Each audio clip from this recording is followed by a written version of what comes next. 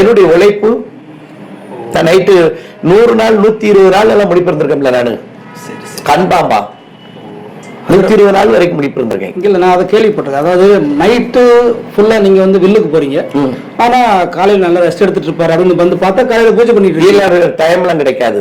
வண்டியில போவையில வரையில தூங்குத டைம் தான். சில வெள்ளிசை கலைஞர்கள் பாடிட்டு போய் தூங்குவாங்க.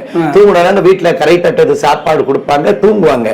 அடுத்து வில்லுக்கு கிளம்புறது வரைக்கும் தூங்குவாங்க. கரெக்டா சாப்பாடு, ஏன்னா சாப்பாடெல்லாம் என்ன எதிர்பார்க்க முடியாது.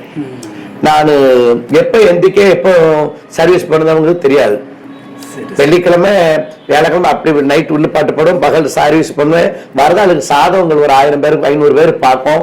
இல்ல ஜாதகம் பாக்குறதுக்கு வரிசையில உட்கார்ந்து இருக்காங்க. அது எனக்கு புரியல. அதாவது சாதம் வருஷப்படி வருவாங்க. ஆளுக்கு கூட்டம் ரொம்ப வந்துச்சு, எல்லாத்தையும் ஒன்னா கூப்பிட முடியாது இல்லையா? இல்ல அதை பார்க்கும்போது உங்களுக்கு நீங்க மக்கள் வந்து கூடி இருக்கிறது உங்களுக்கு எரிச்சல் விட்டுதா இல்ல சந்தோஷமா? எரிச்சல் சொல்லக்கூடாது, பொதுச்சேவை நம்ம வாங்கி வந்த வாரம்.